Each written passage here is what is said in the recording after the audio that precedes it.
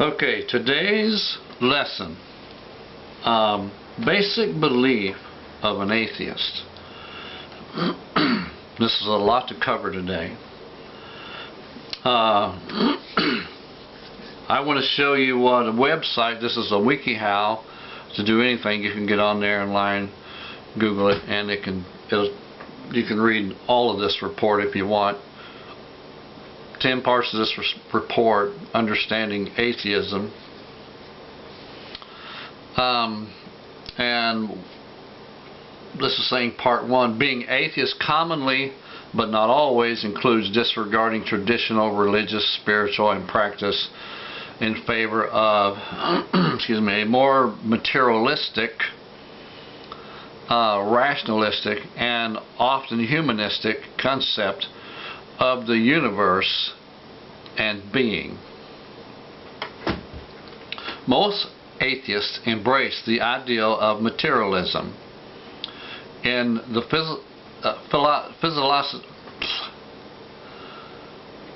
philosophical, I can't even say that word. I had it in my head. Philosophical sense that nothing exists beyond the physical matter that includes your being, or your personal, what you know. Materialists believe that you have this life and this life alone. Don't mistake this for the canonical meaning of materialism, which means being preoccupied with acquiring physical things, just getting stuff, Anyway, it's a materialistic, you're in love with those things that you can get. I've got a couple of family members that would be a perfect atheist in this tradition, I mean,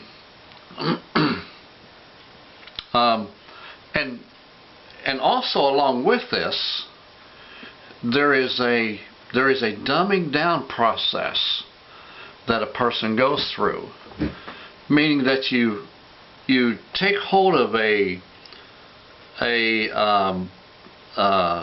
identity of falseness that is being very controlled. It's a controlling process, and it's a socialist-like agenda that is processed through this atheistic belief. For instance, with the liberal news. Okay, the president. We have a liberal president. One of the worst liars. They will contradict themselves. They'll be going on one thing, like Obama said. He said the terrorist organization ISIS, Muslim terrorists. He says, well, I'm elected, Muslim terrorist is over. He says, that stuff is over with. He says, I will not raise taxes one dime. And then the media will back him up in everything that he does. He will say this, and they will push forward with 110%. Terrorism is over. Terrorism is over. Yay! Let's give him the Nobel Peace Prize. And then something else gets blown up, or a terrorist gets shot, like what happened in California. That thing with the terrorists out there, and then all of a sudden it's going to take longer than what we thought, and then all of a sudden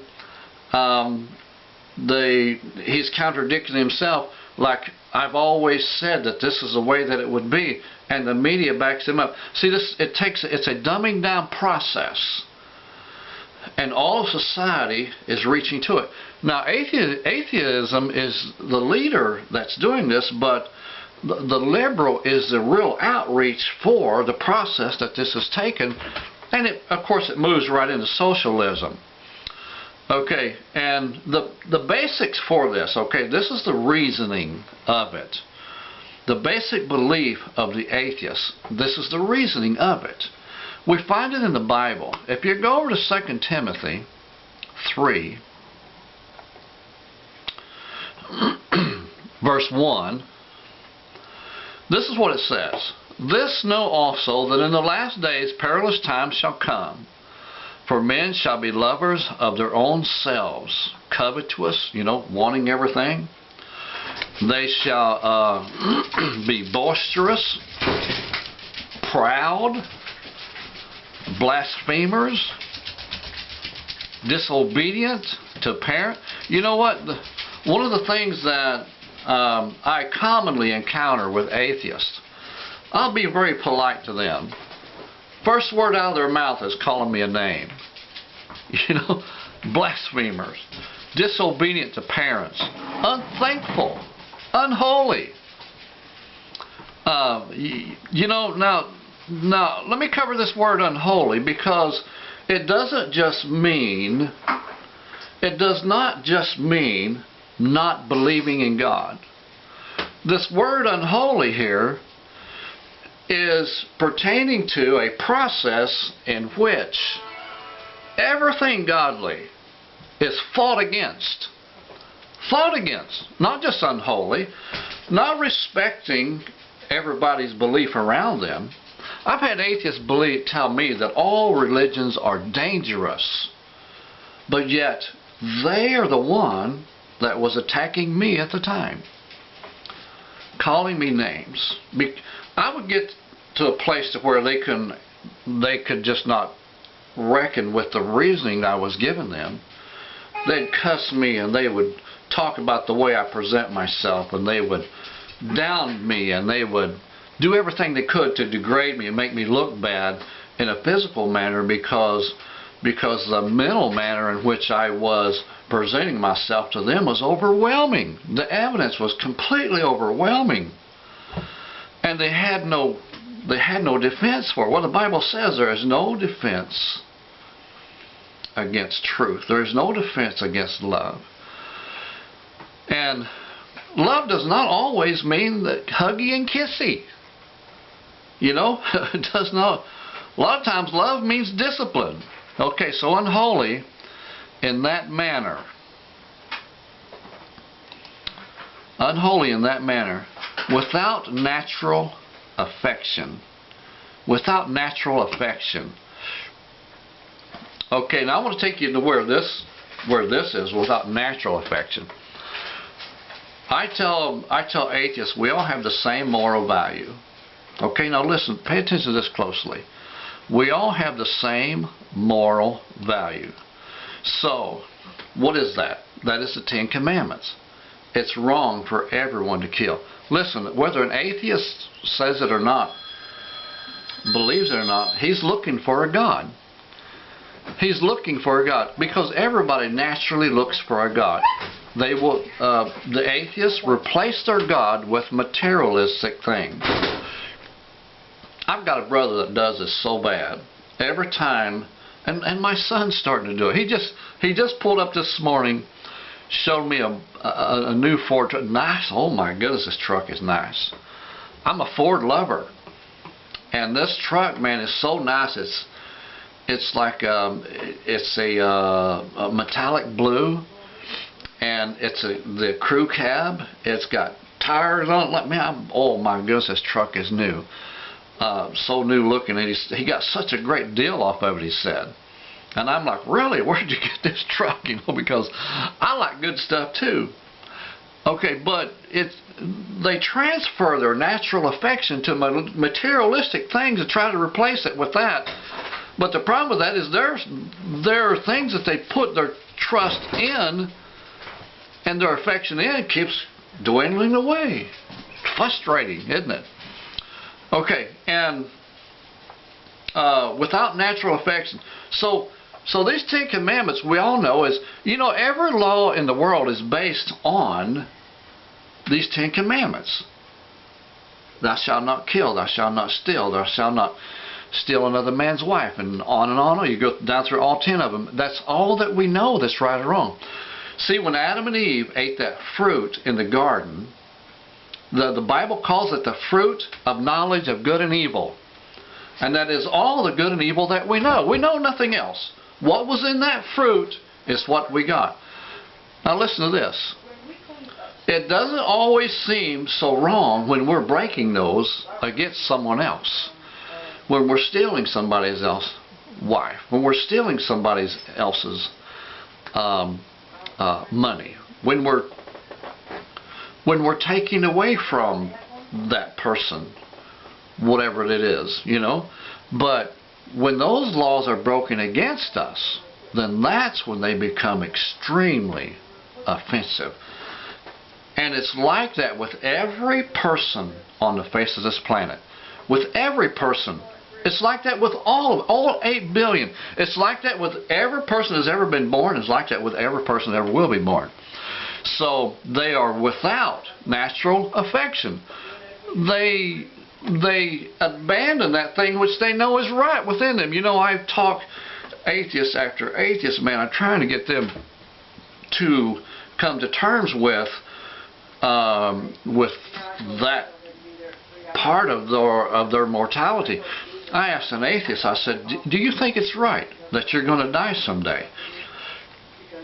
I cannot get an atheist to answer that question, because in order to do that, he'll have to admit that there is a feeling within him that is wrong, that is against that which he believes, you know. And he has no reason for that feeling, but I have a reason. I know why it's there, okay? So they're without natural affection, truth breakers, false accusers. You know what, man, I'm telling you the truth, man, I cannot get an atheist to answer a question with a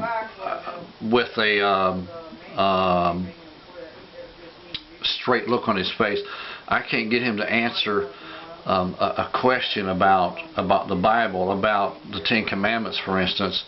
And I was trying to think of a good one that I've asked before, that they just completely ignore. And you know, I get a lot of answers like, "No, you're wrong." Just because that Bible is there doesn't mean it's truth. Even though I give them a lot of physical evidence for the Bible, they won't even respond to the physical evidence that I present to them. Okay, so false accusers, incontent, fierce, despisers of those that are good. You know what, man, I have yet to find an atheist that is not mad at the goodness that I love. Traitors, heady, high-minded, lovers of pleasures more than lovers of God. That's the biggie right there. That's the basic reason. Lovers of pleasures more than lovers of God. See, because if you deny the existence of God, then you can have all this sinful life freely, to sin freely, however you want, do whatever you want. But there's always this nagging thing inside of them that says, this God thing is persecuting me. Even nobody's there, you know. In the middle of the night, they'll be having dreams about this God that they don't know is running after them with axe and shooting guns and all kind of stuff. And I bet a bunch of them are tormented because that they're fighting so hard against something that they don't even believe exists. You know, I asked him, I said, how in the world can you be mad at a God that you don't believe exists? And I can't get any answers. Now listen to this. Lovers of pleasures more than lovers of God. You go down to verse 6, and it says, for of this sort are they which creep into houses and led captive silly women laden with sins, and of course this is talking about not the woman who is moral, but the woman who is ungodly and the prostitution ring, so to speak, that kind of woman. Led captive, silly women laden with sins, and you know why that's in there? It's because the devil uses women such a fashion. You know what? You don't see any pornographic magazines like you do with women. The devil uses those ladies, man. That's why ladies are mentioned here. Led away with diverse lusts, all different kinds of lust, and this is what it's doing. This is why it's here, and this is why, you know, lust is the major industry of the evil. Are you hearing what I'm saying? Lust is the major industry of the evil. You go to these second world countries, man, oh, the perversion there. The perversion there is hideous. We print a book, where I work, we print a book that goes to Mexico. Jeez, man, you would not believe the difference in that same book that we print for the United States. It's almost like having the Bible compared to a penthouse, you know. I mean, and that's the way it is. That the major industry of the evil is porn. And that's how you can tell when a nation is getting so far, and that's how the atheistic liberal type thing creep in, and it takes over, because it doesn't take over the spirit. The devil knows he can't take over the spirit. He has to take over the flesh. Is atheism on the rise? Yes. Yes, and I'll tell you why right here, okay? John chapter 3. One of the greatest verses in the Bible. For God so loved the world, he gave his only begotten Son, that whosoever believeth in him should not perish, but have everlasting life. For God sent not his Son to the world to condemn the world, but that the world through him might be saved. He that believeth on him is not condemned, but he that believeth not is condemned already. God doesn't come to condemn you. Christ didn't come to condemn anybody. He came to save you. Without him, you're already condemned. You're already condemned. You're born into sin. Without the confession of the Lord Jesus, you're already condemned. Because he has not believed, this person is condemned because he has not believed on the name of the Son of God. And this is the condemnation. Okay, listen, this is the condemnation right here. The light is coming to the world, has come into the world, and men love darkness rather than light. There it is. There it is. Because their deeds were evil. That is the whole point I'm trying to make today, right there. This is the condemnation. See, an atheist is really not any different than any other ungodly person. There's a lot of people who say they're atheists even though they believe in God. The agnostic, the active atheist who is presently fighting against God, which is, and you know what, I doubt it, that particular kind. I doubt that it goes higher than 1%. There's probably not 1 million of them in all of the world together. Okay, so and the basics for that is all the same. When the atheist, when the unbeliever, when they all come together, when they all stand before God on Judgment Day, they will all be judged as one in reasoning. And this thing that they do, they love materialistic things. They shun God because they love other things, and they consider not the things of God. And it fulfills this prophecy right here, that men shall be lovers of themselves more than lovers of God in the last days. That we read right there in in 2 Timothy 3. And this is the condemnation, because they love darkness rather than light.